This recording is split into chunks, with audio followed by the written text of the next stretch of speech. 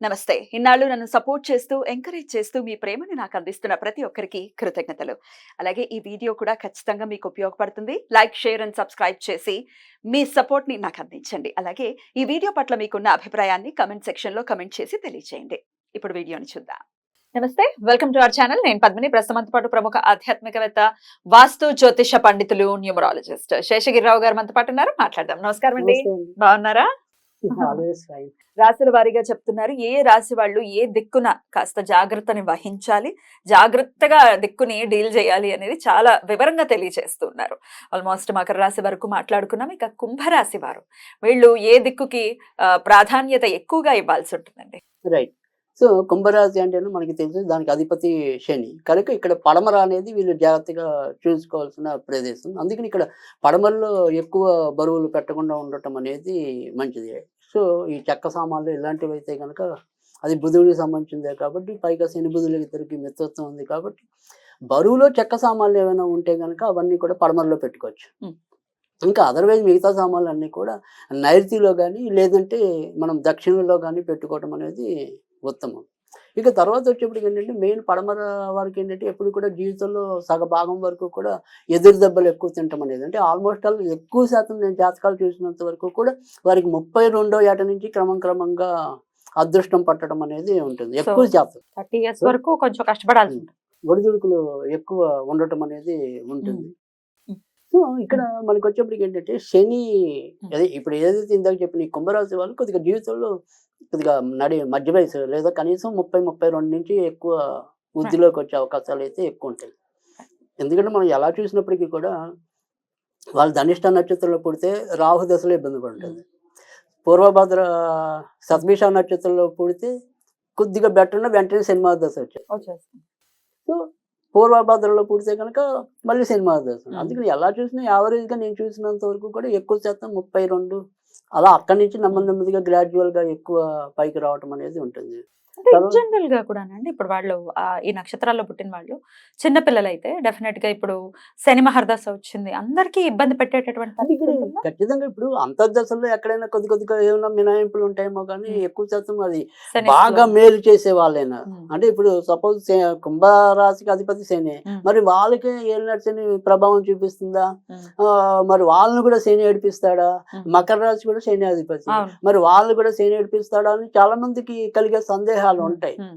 కానీ వాళ్ళ రేషియోలు అంటే అవతల వాళ్ళని ఏడిపించేంత రేషియోలు ఏడిపించకపోయినా ఎంతో కొంత ఏడుపు అయితే ఉంటుంది. అంత రేషియో అయితే ఉండదు. ఉండదు. Right. కొద్దిగా తక్కువ ఉండదు. అంటే ఇప్పుడు సపోజ్ శని అనుకూలుడు కాని వాళ్ళు ఎవరైతే ఏళ్ళ చెందినంటే ఒక్కోసారి కట్టుబట్టలతో వీధిని పడే పరిస్థితులు కూడా ఉంటాయి, అవమానాలు కూడా ఉంటాయి. వీళ్ళు ఏంటంటే శని కొంతవరకు మేలు చేసే వాళ్ళు అయితే అంచుదాకా వెళ్ళొచ్చు కానీ చివరి నిమిషంలో ఎవరో ఒకళ్ళు కాపాడుతూ ఉంటారు. సో, అందుకని ఆ రకమైన మినహాయింపు ఉన్నప్పటికీ కూడా ఈ 32 ఏళ్ళ వరకు కూడా కొంత ఏదో ఒక ఏమంటాం ఒడిదుడుకులు. టెన్షన్లతోనూ కొంతవరకు అవాంతరాలు చదువుకునేప్పుడు కొద్దిగా ఇబ్బంది పడతారు. Right. సో, బాగా మంచి పట్టుదల ఉంటే తప్ప బ్యాక్ వాల్స్ ఎక్కువ ఉంటాయి. సో, సబ్జెక్టులు మిగిలిపోవటం, సో మళ్ళీ రాయటం ఇలాంటివి కూడా ఎక్కువ మీకు శని. ఇందులో కుంభరాశి వారికి. కనుక ఈ పడమర అనేది కొంతవరకు జాగ్రత్తగా చూసుకోవాలి. తర్వాత కుంభరాశికి అయితే మరి ధనాధిపతి గురుడు అవుతున్నాడు, తర్వాత లాభాధిపతి కూడా గురుడు అవుతున్నాడు. సో, అందుకని ఇక్కడ ఈశాన్యం అనేది కూడా చాలా జాగ్రత్తగా చూసుకోవాలి. తర్వాత వచ్చేప్పటికి ఆగ్నేయంలో కంపల్సరీ వంట పెట్టడం అనేది కూడా చాలా మంచిది. అయితే ఇక్కడ ఈ ఆగ్నేయంలో ఆడవాళ్ళు ఎవరైతే వంట పెడతారో వాళ్ళకి శుక్రుడు చాలా యోగకారకుడు ఈ కుంభరాశికి. కనుక వీళ్ళు సాధ్యమైనంత వరకు కూడా పాలు స్టవ్లో పొంగకుండా చూసుకోవాలి. అలా అయినా కానీ వాళ్ళ అదృష్టం తగ్గిపోవటం అనేది ఉండదు. సో, చాలా మంది ఆడవాళ్ళు స్టవ్ మీద పాలు పెట్టి మర్చిపోతారు.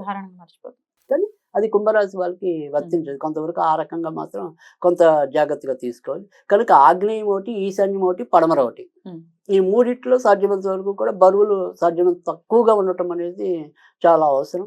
ఇంకా దక్షిణము నైరుతి అనేది బరువులు ఎక్కువగా ఇంపార్టెంట్ ఇచ్చుకోవటం అనేది మంచిది, పెట్టుకోవచ్చు.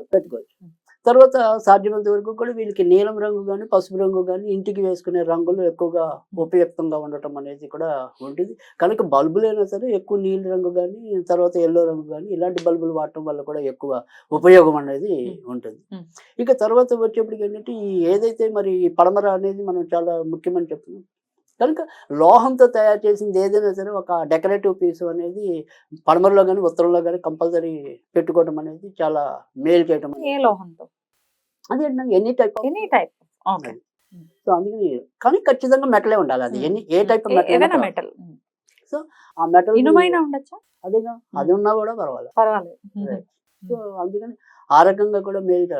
సో ఒకవేళ మనం ఏంటంటే ఈ మెటల్ కనుక తీసుకున్నట్టయితే కనుక ఇంకొద్దిగా మంచి జరగటానికి అవాంతరాలు ఆలస్యాలు కొంతవరకు తగ్గుముఖం పట్టడానికి కూడా అవకాశం అయితే ఎక్కువగా ఉండటం అనేది ఉంటుంది. Right.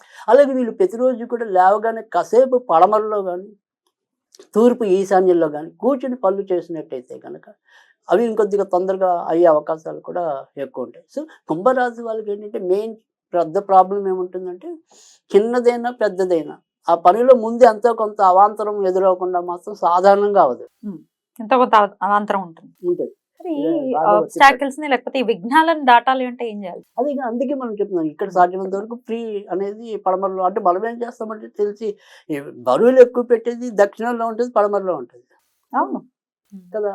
కానీ ఇక్కడ ఏంటంటే ఈ పడమరలో వీళ్ళు పెట్టినప్పుడు తెలియకుండానే ఇంకా వాళ్ళ అవి పెరుగుతాయి అనమాట. సో అందుకని ఆ రకంగా కాకుండా కొంతవరకు దక్షిణం వైపు తోసేసినట్టయితే కనుక ఇంకొద్దిగా ఉపయోగపడుతుంది. ఇంకా పడమర వైపు అంటే కనుక నైరుతిలోనే పెట్టుకోవాలి. అది కూడా పడమర నైరుతి కంటే కూడా దక్షిణ నైరుతి అయితే కనుక ఇంకా బెటర్.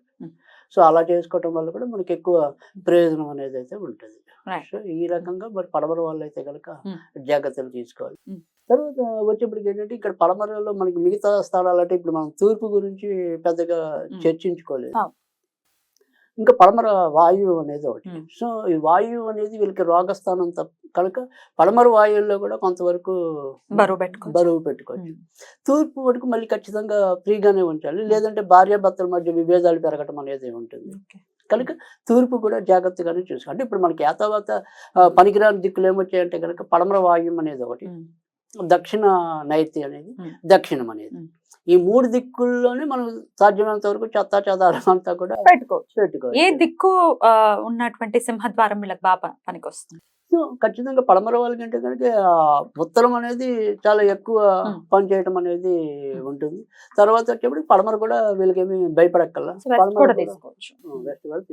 థర్డ్ ప్లేస్ లోనే తూర్పు ఇవ్వటం అనేది ఉంటుంది. సో పూర్తిగా అవాయిడ్ చేయాల్సింది అయితే కనుక దక్షిణం. సహజంగానే తూర్పు ముఖాలు ఉన్నవే ఎక్కువగా ఉంటూ ఉంటాయి, తూర్పు ద్వారాలు ఉన్నవే ఎక్కువగా ఉంటాయి. తూర్పు ముఖంలో ఎక్కువ ఉండటం అనేది కాదు, కానీ మామూలుగా ఏంటంటే ఎక్కువ మంది ఆటోమేటిక్ గా ప్రిఫర్ చేసేది తూర్పు ప్రిఫర్ చేస్తారు, తర్వాత ఉత్తరం అనేది చేస్తున్నారు. కానీ అలా కాకుండా వీళ్ళు భయపడకుండా చక్కగా ఎక్కడ అన్ని ఫెసిలిటీస్ ఉండి పడమరని భయపడితే కనుక ఆ భయపడకుండా ఇలాంటి వాళ్ళు వెళ్తే కనుక కుంభరాశి వాళ్ళకి చాలా చక్కటి మేలు జరుగుతుంది. నాకు అప్పుడప్పుడు అదే అనిపిస్తుంది, మంచి మంచి ఇల్లు వదిలేస్తున్నారు వీళ్ళు. అంటే ప్రతి ఒక్కరికి ఏమనిపిస్తుంది అంటే ఎంతసేపు తూర్పు ఉత్తరం ఇవే పనికొస్తాయి అనుకుంటారు. కాదు, డిపెండ్స్ కదా. అది సౌత్ కూడా పనికొచ్చే వాళ్ళు ఉంటారు. ఇప్పుడు అదే నేను చెప్తున్నా, సౌత్ లో బ్రహ్మాండంగా మేడలు కట్టిన వాళ్ళు నాకు తెలుసు, మనం అన్ని చూస్తూ ఉంటాం కదా. అపోహలు మాత్రం వీళ్ళు మాత్రం పడమరని జాగ్రత్తగా చూసుకోవాలి. తప్పకుండా. రైట్ అండి, చాలా చక్కగా వివరించారు. ఇక నెక్స్ట్ ఎపిసోడ్ లో మీనరాశి గురించి మాట్లాడుకుందాం. థ్యాంక్ యూ సో మచ్ అండి. నమస్తే.